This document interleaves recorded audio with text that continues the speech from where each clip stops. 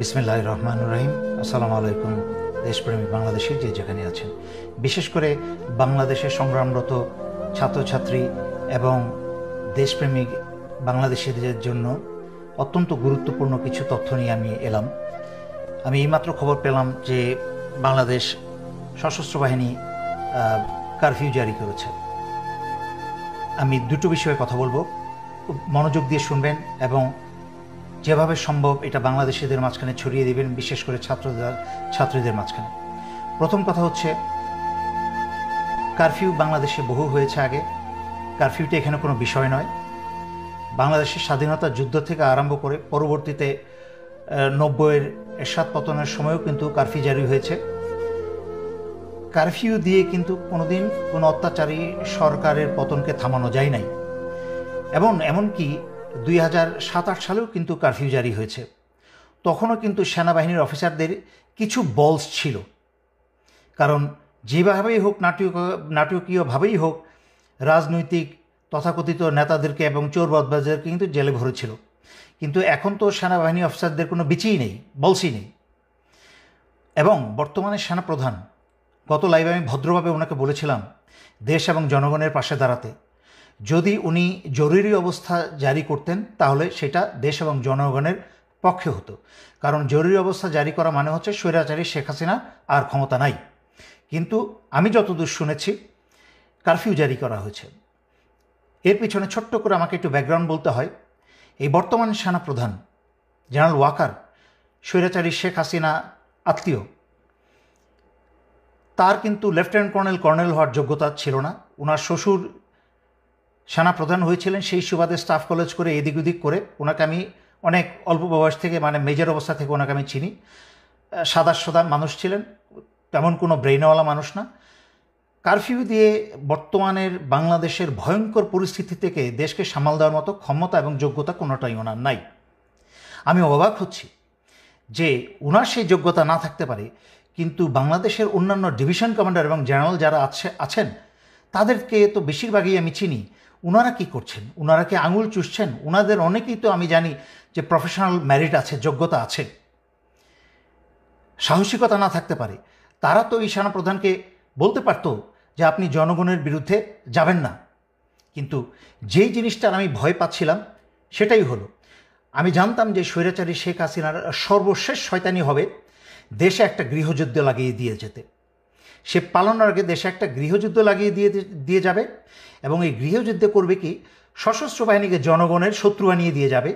দেশে যেন জনগণ এবং সশস্ত্র বাহিনী ইউনিফর্ম এবং জনগণের মাঝখানে রক্তারক্তি হয়, এবং এই সুযোগে স্বৈরাচারী শেখ হাসিনা তার দলবল নিয়ে পালাতে পারে।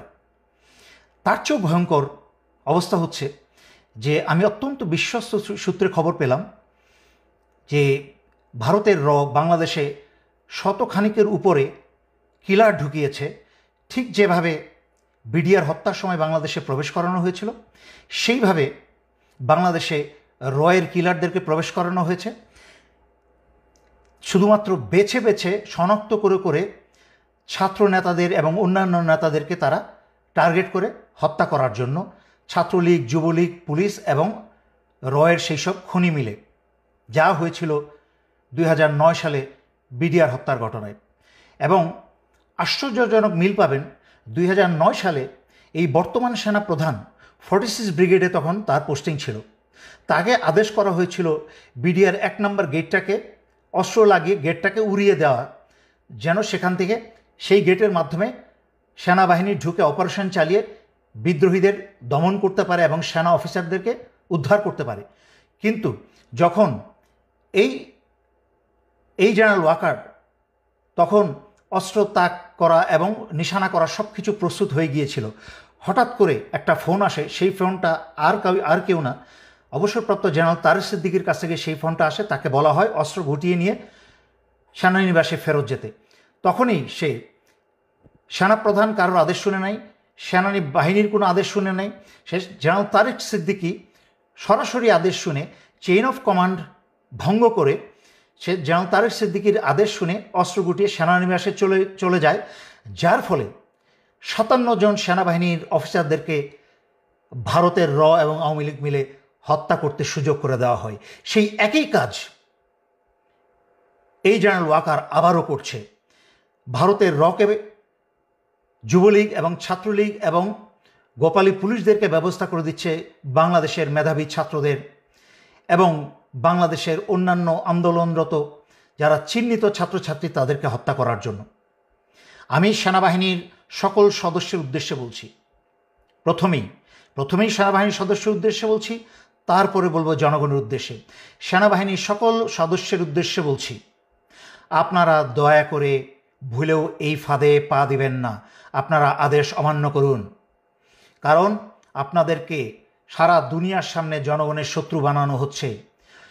রয়ের কিলাররা বাংলাদেশ সেনাবাহিনীর ইউনিফর্ম পরে যেইভাবে বিডিআর হত্যার সময় ভারতের রয়ের কিলাররা বিডিআর ইউনিফর্ম পরে বাংলাদেশ সেনাবাহিনীর 57 জন অফিসার হত্যা করেছিল, ঠিক একইভাবে রয়ের কিলাররা বাংলাদেশ সেনাবাহিনীর ইউনিফর্ম পরে বাংলাদেশের ছাত্র জনতা হত্যা করবে।